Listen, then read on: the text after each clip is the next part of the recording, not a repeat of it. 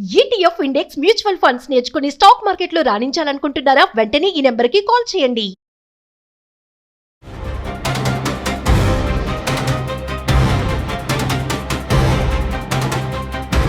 నమస్కారం అండి. నేను మీ నండి రవికుమార్ని. సుమన్ టీవీ వీక్షకులకు పునఃస్వాగతం. చాలామంది అడుగుతున్నారు, ఈపీఎఫ్ విత్డ్రాయల్స్ ఎవరైతే ఈపీఎఫ్లో బ్యాలెన్స్ ఉంటుందో దాన్ని విత్డ్రా చేస్తే దానివల్ల వచ్చే లాభాలేంటి, నష్టాలేంటి, విత్డ్రా చేసి ఇల్లు కట్టుకోవచ్చా, ఏమంటే ఈ ఈపీఎఫ్లో విత్డ్రా చేయడానికి దేర్ ఆర్ సపరేట్ ప్రొవిజన్స్ ఉన్నాయి. ఆ ప్రొవిజన్స్ ప్రకారంగా మనకి హెల్త్ బాగాలేనప్పుడు, ఎమర్జెన్సీస్లో అండ్ ఇంక్లూడింగ్ హౌసింగ్ పర్పస్ కూడా వాళ్ళు ఎలిజిబిలిటీ క్రైటీరియా ఇచ్చారు. అయితే ఇక్కడ మనం తెలుసుకోవాల్సింది ఏంటంటే, as a banker, as a economist, financial అనలిస్ట్గా నేను చెప్పేది ఏంటంటే, ఇక్కడ తెలుసుకోవాల్సింది ఏంటంటే, ఇంట్రెస్ట్ ఇక్కడ సేవ్ చేస్తున్న అమౌంట్ మీద మనకి ఇంట్రెస్ట్ ఎంత వస్తుంది? Interest rate 8.25%. 8.25% ఇంట్రెస్ట్ క్యారీ చేస్తూ అది కాంపౌండ్ అవుతూ ఎష్యూడ్ ఇంట్రెస్ట్ అయ్యుండి, గవర్నమెంట్ది కదా, ఎష్యూడ్ ఇంట్రెస్ట్ అయ్యుండి వస్తున్నటువంటి ఒక అమృత ధార ఈపీఎఫ్ అన్నది ఎంప్లాయీస్కి అది ఒక ప్రావిడెంట్ ఫండ్, ప్రొటెక్షను, రక్షణ, వృద్ధాప్యంలో వాళ్ళకి పనికొచ్చేటువంటి ఒక భవిష్య నిధి. తెలుగులో చెప్పాలంటే ప్రావిడెంట్ ఫండ్, భవిష్య నిధి. అలాంటి ఫండ్లో నుంచి తీసి ఇల్లు కట్టుకోవాల్సినంత అవసరం మనకేంటి? బ్యాంకు లోన్ కనుక మనకి ఎలిజిబిలిటీ ఉంటే, మనం కట్టే ఇంటికి అన్ని పర్మిషన్స్ ఉంటే బ్యాంకు లోన్ వస్తుంది. అలా బ్యాంకు లోన్ తీసుకుంటే మనకు పడేది లెస్ దాన్ 8.25%, 7.6, 7.8 ఇలా రకరకాల loan to value ratio, LTV ratio మీద బేస్ అయ్యి బ్యాంకు వాళ్ళు మనకి లోన్ ఇస్తారు. ప్లస్ అది కూడా 30 ఇయర్స్కి ఇస్తున్నారు. ఇప్పుడు ఇదివరకు అయితే 20 ఇయర్స్ ఉండేది, 25 ఉండేది, ఇప్పుడు 30 ఇయర్స్ చేశారు. And repayment period up to 70 years చేస్తున్నారు.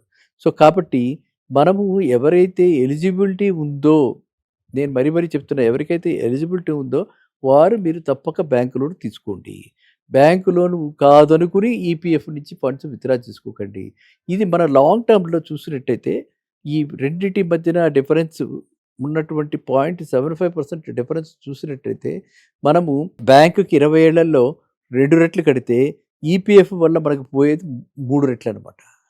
అంటే మనకి ఇక్కడ వచ్చేది వడ్డీ రేటు ఎక్కువ కాబట్టి మనకు నష్టం జరిగేది ఈపీఎఫ్ నుంచి మనం గనక తీస్తే, భవిష్య నిధి నుంచి కనుక మనం ఉపసంహరిస్తే ఎక్కువ నష్టపోతాం. ఇదే గనక ఇంట్రెస్ట్ రేట్ రివర్స్లో ఉంటే అప్పుడు వేరే. కానీ ఇప్పుడు ఇంట్రెస్ట్ రేట్ బేస్డ్గా చూసుకుని, సెక్యూరిటీ బేస్డ్గా చూసుకుని బ్యాంకు లోన్ ఎలిజిబిలిటీ వస్తున్నప్పుడు మాత్రం ఎవరు ఈపీఎఫ్ని టచ్ చేయకండి. ఇంకా ఈపీఎఫ్ని ఎప్పుడు టచ్ చేయాలి అంటే, బ్యాంకు లోన్ ఎగ్జాస్ట్ అయిపోయాక ప్రాజెక్ట్ కాస్ట్లో ఇంకేమన్నా షార్ట్ ఫాల్ ఉంటే, మన సేవింగ్స్ సరిపోకుండా ఉంటే, మన డౌన్ పేమెంట్కి కనుక కావాలనుకుంటే కాస్త కూస్తో ఈపీఎఫ్ నుంచి ఒక 10%కో 5%కో ఈపీఎఫ్ నుంచి తీసుకో. అంతే తప్పితే బ్యాంకు లోన్ కాదనుకుని ఈపీఎఫ్ నుంచి తీసుకోకండి. ప్లస్ బ్యాంకు లోన్ తీసుకోవటం వల్ల మనందరికీ కూడా, మీ అందరికీ కూడా ఒక కైండ్ ఆఫ్ డిసిప్లిన్ ఏర్పడుతుంది. ఈఎంఐలు ఆనర్ చేస్తారు, ఈఎంఐలు పేమెంట్ అవుతుంటుంది. ఈఎంఐ పేమెంట్ అయిపోయాక మిగిలేదే మన శాలరీ కింద పరిగణిస్తాం. ఆ శాలరీగా పరిగణించి దానిలోనే మనం బతకడానికి ప్రయత్నిస్తాం. కాబట్టి ఆటోమేటిక్గా ఫోర్స్డ్ సేవింగ్ కూడా అయిపోతుంది. ఇంకా ఫర్దర్ వేరే సేవింగ్స్ ప్లాన్ చేయక్కర్లా. ఇంటికి మనం పెట్టిన పెట్టుబడి అది అలాగ పెరుగుతూ ఉంటుంది. లోను ఈఎంఐలు కడుతూ ఉంటాం కాబట్టి తగ్గుతూ ఉంటుంది. ఈ గ్యాప్ వల్ల ఎప్పుడైతే మన ఇల్లు కనుక ఎప్పుడైనా అమ్మాలన్నా, లేకపోతే ఇల్లు తనఖాలో పెట్టి పిల్లలకి చదువులు చెప్పించాలన్నా కూడా ఇది చాలా చక్కటి ఉపాయం. వెల్త్ క్రియేషన్లో ఇది one of the best principles అనమాట, one of the very good principles అనమాట. కాబట్టి మనం ఆ విధంగా ప్లాన్ చేసుకోండి. ఈ చక్కటి ప్రశ్న అడిగినందుకు మీ అందరికీ కూడా సంతోషం, ధన్యవాదాలు. అండ్ ఈపీఎఫ్ ఇంకా సరళీకృతం కాబోతోంది. ఈపీఎఫ్ రూల్స్ చాలా ఎక్కడికక్కడ మారుస్తున్నారు. వాళ్ళు మన లింక్డ్ మొబైల్ ఈపీఎఫ్ అకౌంట్లో ఉంటే మీరు క్లెయిమ్ చేసుకోకపోయినా కూడా మీ అకౌంట్లోకి ఈపీఎఫ్ వచ్చేసే ఆస్కారం కూడా ఉంది. కాబట్టి అందరూ కూడా ఈపీఎఫ్ ఎవరైతే హోల్డర్స్ ఉన్నారో, ఎవరైతే ఎంప్లాయీస్ ఈపీఎఫ్ కంట్రిబ్యూట్ అవుతూ వెళ్తుందో వాళ్ళంతా కూడా అప్పటికప్పుడు ఈపీఎఫ్ వస్తున్నటువంటి చేంజెస్ని మీరు అవేర్నెస్ని పెంచుకుంటూ అది మీ దీనిలో పెట్టుకోండి. సరేనా? చాలామంది అడుగుతున్నారు, ఈపీఎఫ్ విత్డ్రాయల్స్ ఎవరైతే ఈపీఎఫ్లో బ్యాలెన్స్ ఉంటుందో దాన్ని విత్డ్రా చేస్తే దానివల్ల వచ్చే లాభాలేంటి, నష్టాలేంటి, విత్డ్రా చేసి ఇల్లు కట్టుకోవచ్చా, ఏమంటే ఈ ఈపీఎఫ్లో విత్డ్రా చేయడానికి దేర్ ఆర్ సపరేట్ ప్రొవిజన్స్ ఉన్నాయి. ఆ ప్రొవిజన్స్ ప్రకారంగా మనకి హెల్త్ బాగాలేనప్పుడు, ఎమర్జెన్సీస్లో అండ్ ఇంక్లూడింగ్ హౌసింగ్ పర్పస్ కూడా వాళ్ళు ఎలిజిబిలిటీ క్రైటీరియా ఇచ్చారు. అయితే ఇక్కడ మనం తెలుసుకోవాల్సింది ఏంటంటే, as a banker, as a economist, financial అనలిస్ట్గా నేను చెప్పేది ఏంటంటే, ఇక్కడ తెలుసుకోవాల్సింది ఏంటంటే, ఇంట్రెస్ట్ ఇక్కడ సేవ్ చేస్తున్న అమౌంట్ మీద మనకి ఇంట్రెస్ట్ ఎంత వస్తుంది? Interest rate 8.25%. 8.25% ఇంట్రెస్ట్ క్యారీ చేస్తూ, అది కాంపౌండ్ అవుతూ, ఎష్యూర్డ్ ఇంట్రెస్ట్ అయ్యుండి, గవర్నమెంట్ది కదా, ఎష్యూర్డ్ ఇంట్రెస్ట్ అయ్యుండి వస్తున్నటువంటి ఒక అమృత ధార ఈపీఎఫ్ అన్నది. ఈపీఎఫ్ అన్నది ఎంప్లాయీస్కి అది ఒక ప్రావిడెంట్ ఫండ్, ప్రొటెక్షను, రక్షణ, వృద్ధాప్యంలో వాళ్ళకి పనికొచ్చేటువంటి ఒక భవిష్య నిధి. తెలుగులో చెప్పాలంటే ప్రావిడెంట్ ఫండ్, భవిష్య నిధి. అలాంటి ఫండ్లో నుంచి తీసి ఇల్లు కట్టుకోవాల్సినంత అవసరం మనకేంటి? బ్యాంకు లోన్ కనుక మనకి ఎలిజిబిలిటీ ఉంటే, మనం కట్టే ఇంటికి అన్ని పర్మిషన్స్ ఉంటే బ్యాంకు లోన్ వస్తుంది. అలా బ్యాంకు లోన్ తీసుకుంటే మనకు పడేది లెస్ దాన్ 8.25%, 7.6, 7.8 ఇలా రకరకాల loan to value ratio, LTV ratio మీద బేస్ అయ్యి బ్యాంకు వాళ్ళు మనకి లోన్ ఇస్తారు. ప్లస్ అది కూడా 30 ఇయర్స్కి ఇస్తున్నారు. ఇప్పుడు ఇదివరకు అయితే 20 ఇయర్స్ ఉండేది, 25 ఉండేది, ఇప్పుడు 30 ఇయర్స్ చేశారు. And repayment period up to 70 years చేస్తున్నారు.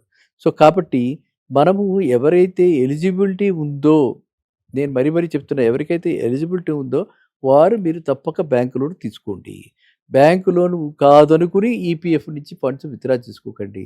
ఇది మన లాంగ్ టర్మ్లో చూసినట్టయితే ఈ రెండింటి మధ్యన డిఫరెన్స్ ఉన్నటువంటి 0.75% డిఫరెన్స్ చూసినట్టయితే, మనము బ్యాంకుకి 20 ఏళ్లలో 2 రెట్లు కడితే ఈపీఎఫ్ వల్ల మనకు పోయేది 3 రెట్లు అనమాట.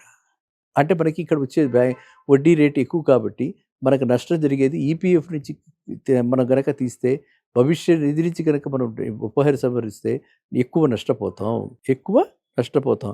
ఇదే గనక ఇంట్రెస్ట్ రేట్ రివర్స్లో ఉంటే అప్పుడు వేరే.